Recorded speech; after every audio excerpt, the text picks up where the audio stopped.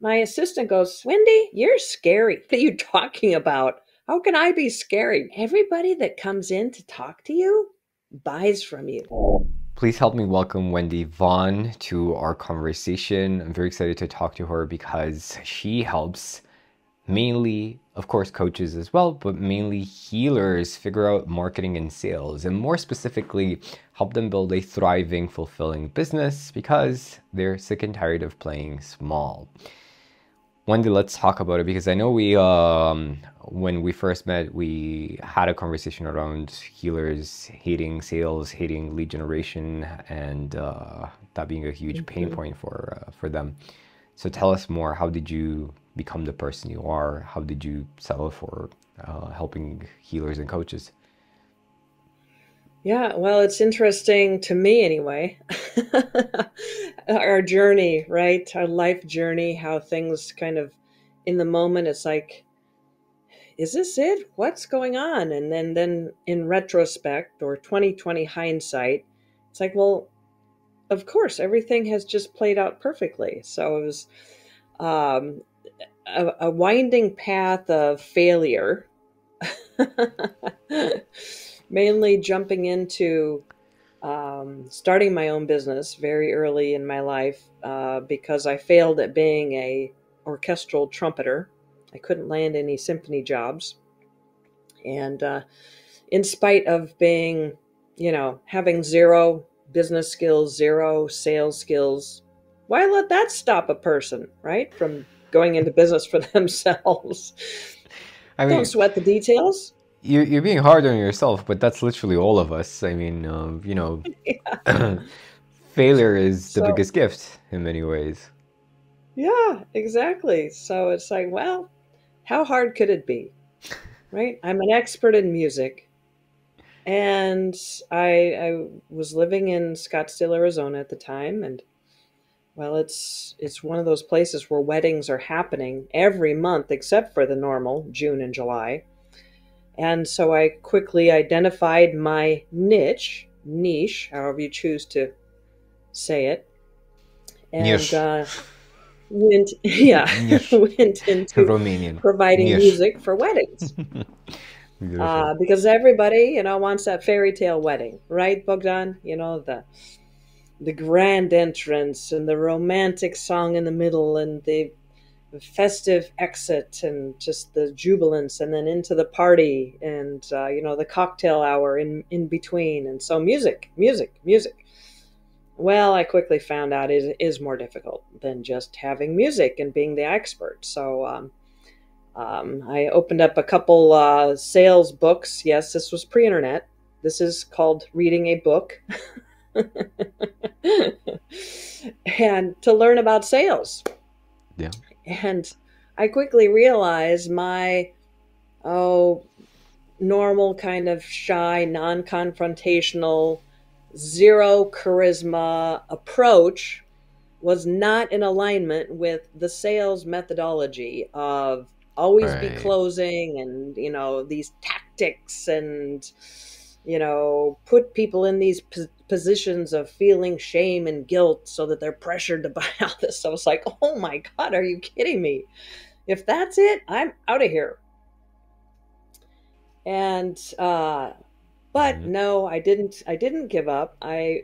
In the meantime, my brain, because I'm very analytical, almost to the extent, my husband just, it drives him nuts. But I was analyzing and kind of did assessing, well, what is it that people really need in order to make their decision to say yes to an offer?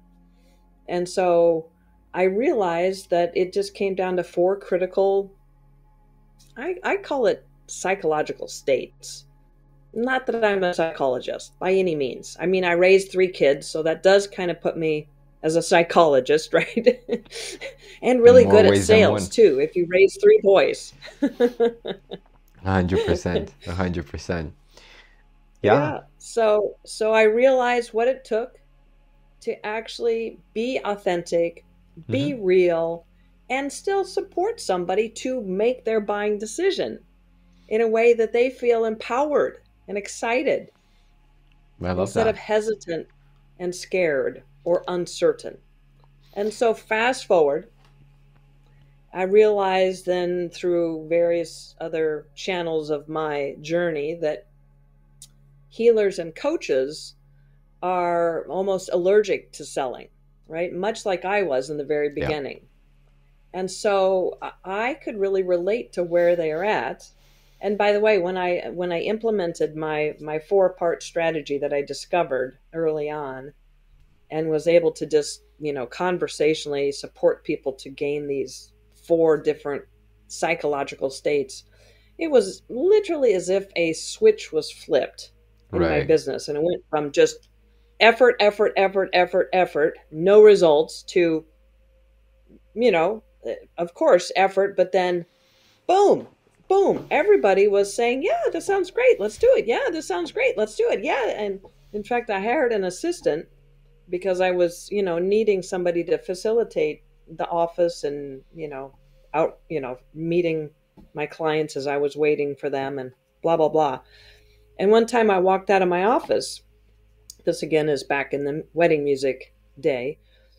And my assistant goes, Wendy, you're scary. Like, Patty, what are you talking about? How can I be scary? She's like, everybody that comes in to talk to you buys from you. And that's just weird. That's just scary. That doesn't happen. And so That's so it cool. was then when I, started realizing that, there is something to this and it is really predictable. Mm-hmm. Mm-hmm. And so now I support those people that are really allergic to selling because it's so outside of, what they think that who they are, to really embrace it on a level that they are. I love that. I recently interviewed Jane Ward. She's also a sales goddess, and she's coming from a very similar place as yourself. Rather than this pushy, let me use throw every tactic in the book to get you to pull out your credit card, to a very chill, understanding, and non-pushy way of selling, which Yeah. I think that's really the thing that coaches and healers are really reluctant to embrace, this idea that you have to Oh, yeah. push, and number two, the rejection that comes with marketing and Hmm. sales. That's the allergy. Yeah. That's the tough. Um, It's like, what? They don't want me. yeah, exactly. I'm not good enough. Oh my God. Yeah. Um, Right. but what are these scary four steps that you use to Well, it's interesting because, and that's another reason I love working with coaches and healers, because it just plays so naturally to their normal way of working with their client, right? We all, well, not we all, but for so many people, they think they have to be somebody different in the sales role. And then when they work with their client, now they're compassionate, they're great listeners, they're empowering, they support people to believe in themselves, they build this level of personal connection and trust, and they encourage or advocate for the person's bigger vision. Mhm. All those things are what they do when they work with their client. Right. So what we do then is transfer that into the sales, the Mhm. enrollment. Hey, thank you so much for tuning in. I hope you're enjoying the episode. And I just wanted to let you know that if you're making more than six figures and you want to collapse time between where you are right now and your goals, you want to scale your business with a lot more freedom, a lot more fun, a lot more joy from this experience. And like I mentioned, do it faster. I have something that will help. Just like I did my clients. For example, Yoshwin was actually afraid to grow his $120 million a year business because he was afraid he was going to make a mistake that would cost him millions. I quickly got him unstuck and well on his way to doubling the business. Another example, Jessica, she was making 10K a month, but she was stressed out, overwhelmed, overworked, close to burnout, and she was actually kind of hating her business. She quickly scaled to 25K a month while actually working less and having more fun in the business. And I do it through my Warrior Shaman system. If you'd like to learn more about how this system can help you achieve your goals, like I mentioned, with more freedom, fun, and just less grind, less hustle, there's a link below where you can learn more. Now let's get back to the episode. The marketing copy, the exact same thing, because those are the four ingredients that people unknowingly yet knowingly need in order to make a solid decision. Say, yeah, I'm ready to commit. Is that feeling of a personal connection, meaning, I like you, Bogdan. I get where you're coming from. I love your energy, and I get to know, a little bit more about you. So that's a personal connection, that relatability. The next most important thing, and these are all really building blocks, is that level of trust. No surprise there, really. But here's the kicker. Because coaches and healers are selling something that is almost a bit scary for the client to be achieving, like this bigger iteration of themselves. Maybe this new level of spirituality where they're fully embracing, this bigger version. Anyway, so that level of trust is not just in the coach, but in themselves to make this decision. 100%. The third component is belief. This is so huge. Activating the state of belief. And again, that's what they do in their coaching. We're transferring that into the enrollment, the sales, the marketing. Belief is just, without belief, there is no desire because, well, it doesn't sustain.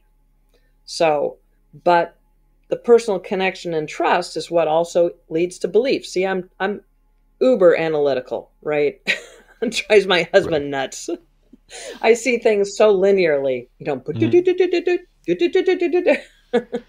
they're definitely intertwined at the end of the day. And belief, of course, in the expert, the coach, to deliver that, they've got this figured out. They've got this demystified. Yes, they have this formula or this, methodology or this approach that, that makes a lot of sense. And then, of course, the fourth state is desire, to activate desire. Yeah. And in transactional selling, it's pretty much all about trust and desire. As long as they trust the brand and it does what they want, and the price is right, but it's based on value, then it's a yes. But in transformational selling, or selling the intangible, especially when it's a transformation, then it really comes down to simply being mindful and being your coach self, put that hat on, and apply it to that initial conversation in empowering that person to feel the clarity, confidence, and readiness to commit to that bigger iteration.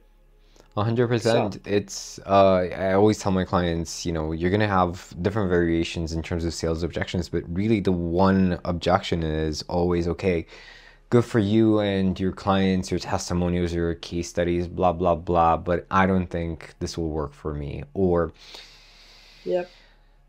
I'm more afraid of it working for me than not working for me. Because I think we're inherently more afraid of success than we are failing, and we're genuinely afraid of change. So sometimes when you see all that proof and you get to the point that, yes, this will work for me, the idea of changing too fast and not having that degree or some degree of control, that's also very scary to a lot of people, and very few people pick up on that in the actual sales conversation. Absolutely. Yeah, and it's very important to slow down to really see what's happening, ask the right questions. If it is a case of fear of success, showing that your process will take them step by step. It's not going to be like a sudden change that they don't know how to deal with, Hmm.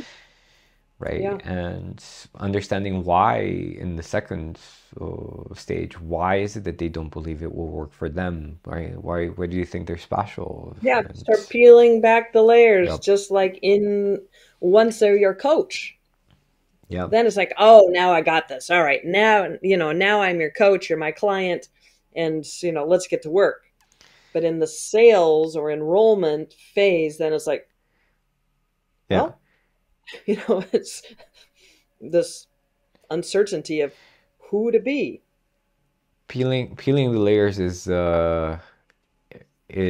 exactly like an onion. If somebody cries at the end, you did a good job.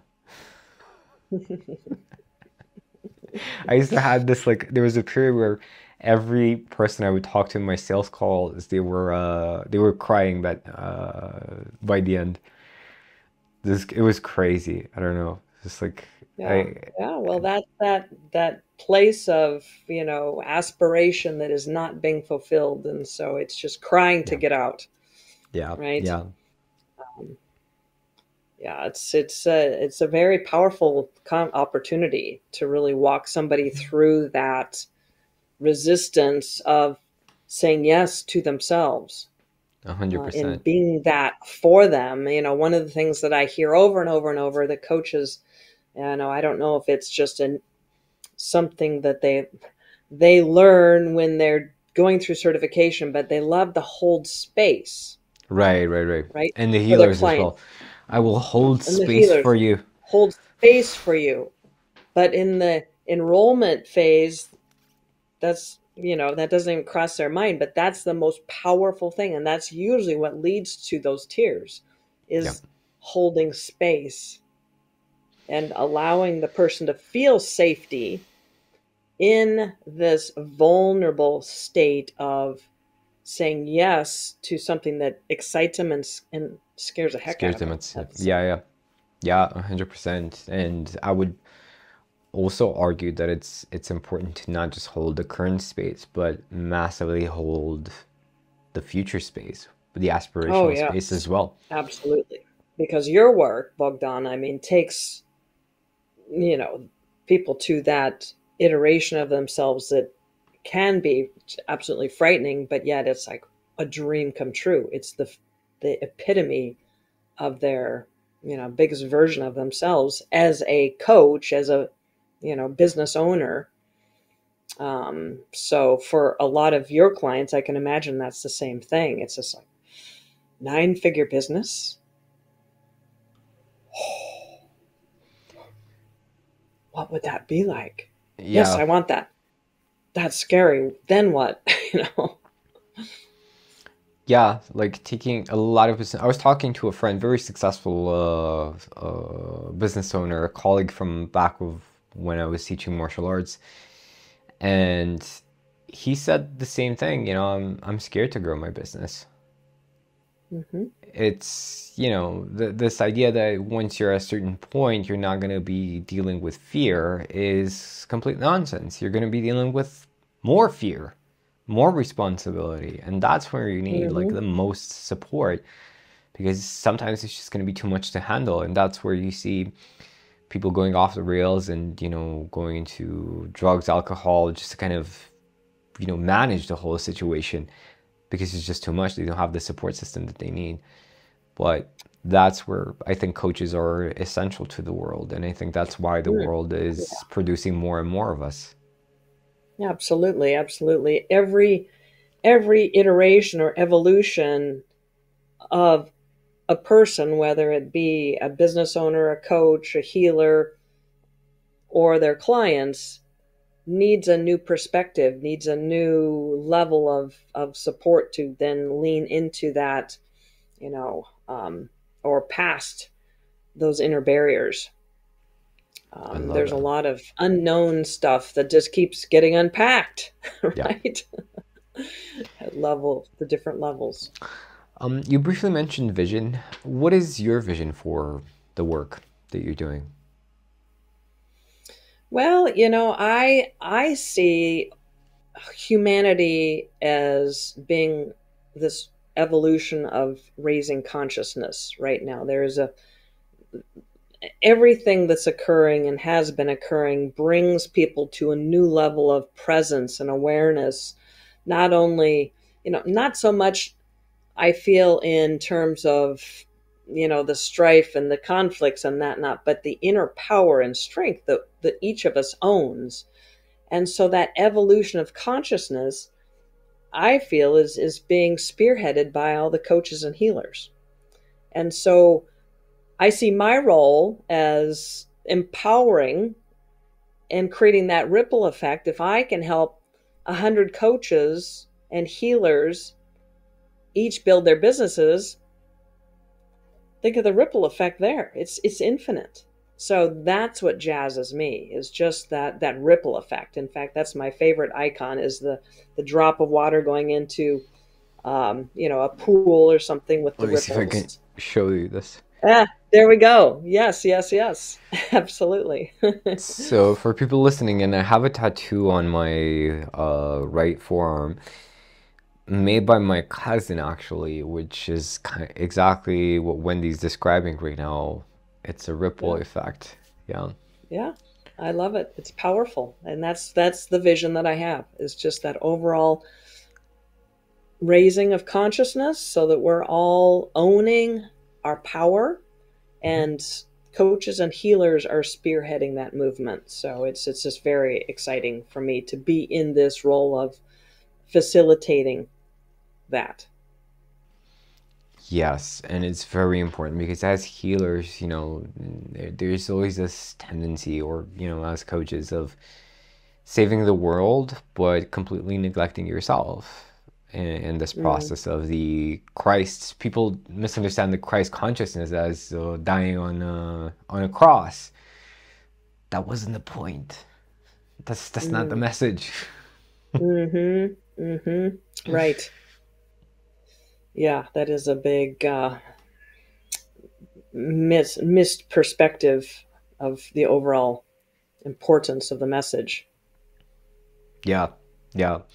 And people like you who open up and make this make sales, lead generation on the same frequency, on the same language of coaches, I think is exceptionally important, especially because, like, you mentioned being you in the calls. When I started my business and I was learning how to sell, my sales coaches were very like, come on, let's do this. Come on, it's do it Right. now. Blah, Amp blah. up.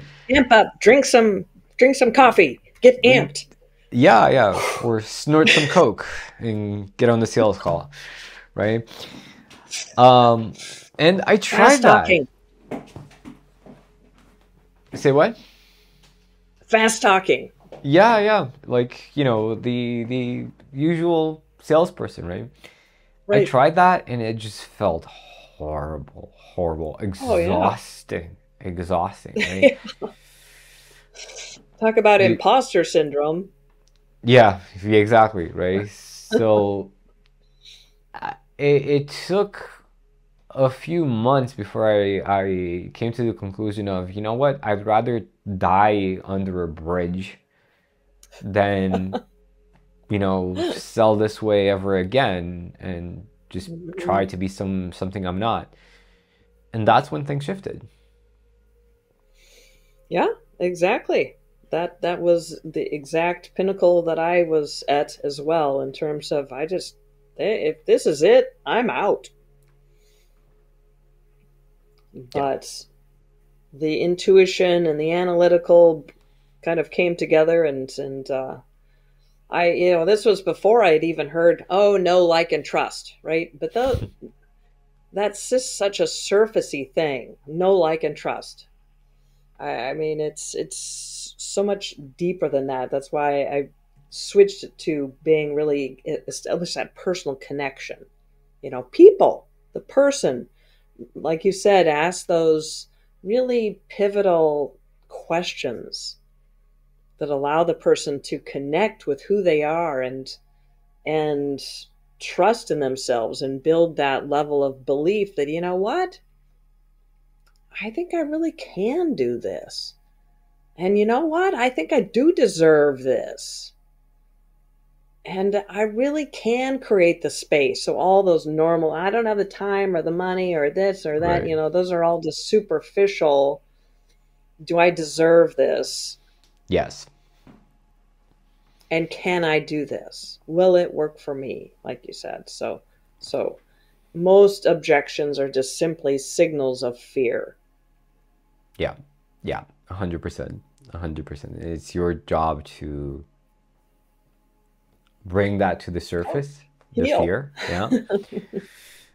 Beautiful. So, Wendy, you have a very interesting guarantee, right? Your guarantee is that people who work with you are going to hit a six-figure business in 2 years. And I'm curious to know, like, what do you feel are the biggest mistakes in this space when it comes to marketing, right? Because lead gen is huge for coaches. Like, okay, great, I'm gonna learn how to sell, but I have no leads to sell to. What am I gonna do? Right. Right. Yeah, no, that is a huge block for a lot of people because, the good news and the bad news, we have access to the internet where, for everybody, they're connected to the world, www, right?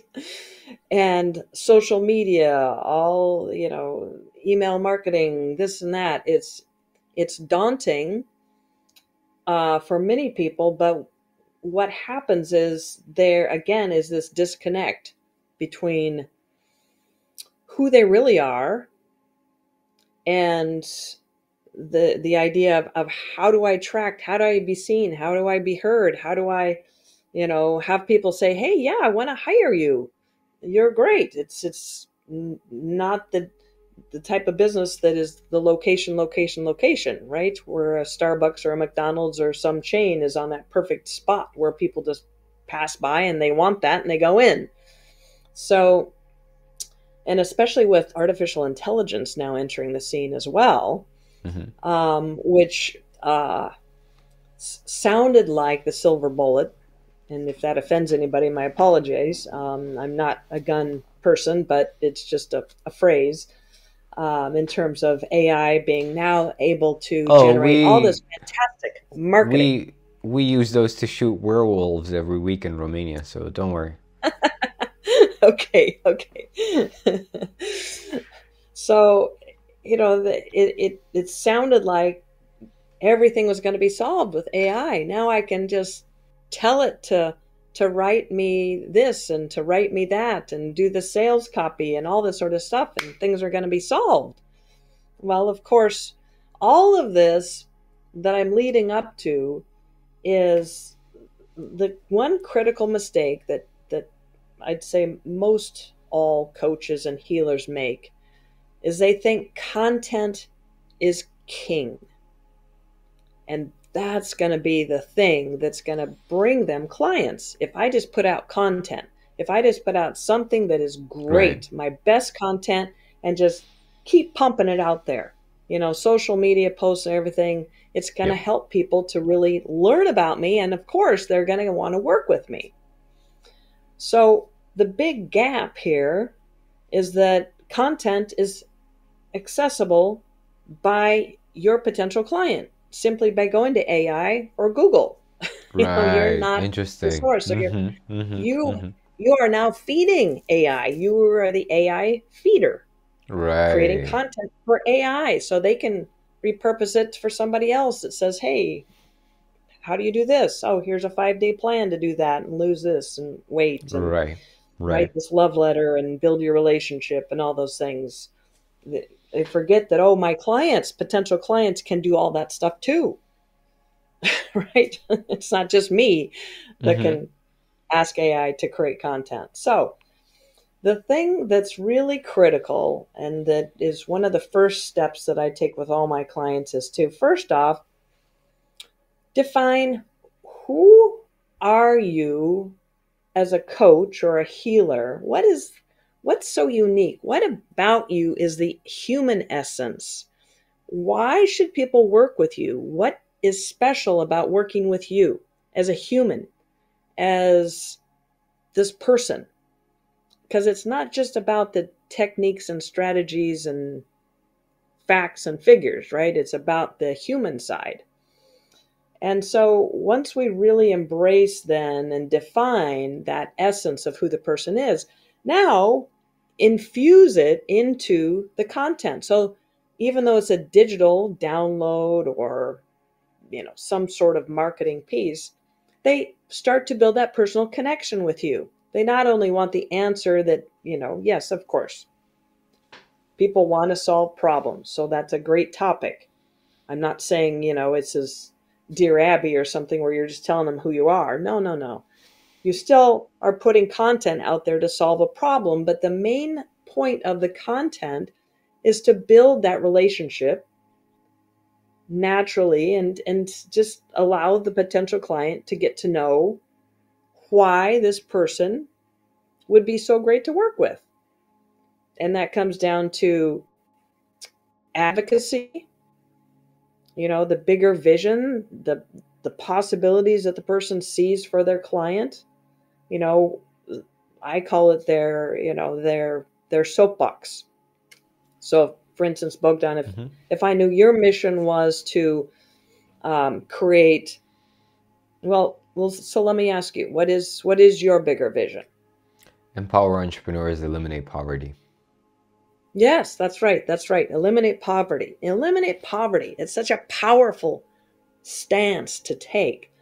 So if you presented that in a piece of content around your passion to ensure that your potential client is not only out of any Hmm. state of financial stress, Right. but at a place of full empowerment financially and lifestyle, now I can get enrolled in your vision. I'm like excited to want to work with you. You might not have given me the ABCs to earn six figures in the next 6 months, but now I'm like emotionally connected with you. I'm like, Yeah. I want to be in that guy's circle. I I love that. I I see myself in his circle. I'm starting to get like I could get on that because we're community oriented species, right? We like to congregate. We like to align ourselves with like-minded people that fuel us. Hmm. And And so that's the key element that is a gap in my mind that people keep stumbling up against in their marketing. I love They that. think I love that so content, much. content, content. Usually, when business coaches talk about like the first thing to do, they usually talk about define your niche. But I absolutely love that you said, no, let's find out what makes you you, what makes you uniquely you, what do you stand for, what do you hate in the world, Yeah. right? And that is so powerful. Because I don't remember who said this, but the quote was, don't ask what the world needs, ask what makes you come alive, because what the world needs more than anything is more people feeling and coming alive. And I think that's what you're doing, Yes. right? You're Hmm. finding what jazzes people up to, what makes them jump out of bed in the morning and talk about that, Yeah. talk about what is uniquely you. And you're right. I never thought about it that way. Every piece of content you make is just feeding this AI that people think that they can replace Right. you with, right? But having that uniqueness of, hey, you're actually reading something a human made like you, that's very powerful. Yeah. Yeah. It's the person. I want to work with you because of all that there is about you. And of course, your brilliance, but your compassion, your empathy, your ability to instill courage in me so that I can walk this line that scares the hell out of me. And yes, I know that you have some facts and figures and knowledge and approaches and, XYZs, that are going to facilitate the transformation, but it's the whole you. And so standing in that and presenting who that person is in a way that is aligned with your potential client, of course, meeting them where they're at and giving them some value and all that. But it's the bigger it's the bigger purpose again of the marketing is to be a Mm-hmm. digital iteration of you. So they That is so cool. initiate that personal connection, that level of trust, the belief, and the desire. Again, it always comes down to those four things. Beautiful. Beautiful. I love that. I love that. And speaking of analytical and linear thinking, you have something really cool, the Passion to Purpose to Six Figures Blueprint. Yeah. Where can people get access to that? Yeah. So that is a powerful download that I have available on my website. So if they just go to predictablesalesresults.com I love that. Yeah. and navigate in the menu, you'll get to that link. Great. I'll definitely include it in the description. I love this so much. My biggest takeaway is talking more about my vision in my content because admittedly it's very close to my heart, and I just realized that I'm not talking Hmm. about it enough and Yeah, connecting that it's with my work. powerful. Yeah, yeah. You are So making a movement. You are facilitating global change, yeah. and people can get jazzed about that. And especially when you include them in that as Hmm. being their advocate, Yeah, and empowering them to take charge and step into their greatness and be part of this. It's power. I love it. I love it. And guys, maybe ideally you want like a catchy statement, very easy to share statement around your vision, but if you don't have that, yeah, that's totally fine. It's still cool to talk about the ultimate goal, the thing that you want to be doing. And I know it's scary because sometimes for some people like to keep their goals to, close to their chest. That's also fine, but test it out, talk about what you believe in, what you don't believe in, and see what happens. I was listening to another podcast, Danny Morell's show, and he said everything changed when he openly started talking about his experiences with psychedelics, with his thoughts on religion and things like that. And the right people came to him because he showed who he was and what he believed in. Hmm. And yeah, that's very powerful. And it definitely allows your content to stand out. Mm, Hmm. Hmm. beautiful. Wendy, thank you so much for Right. joining me today and having such a Absolutely. It's been my nice pleasure. conversation. Thank you so much, Bogdan. Appreciate that. Appreciate you too, and looking forward to having you again on the show. All right. Fantastic. Thank you so much.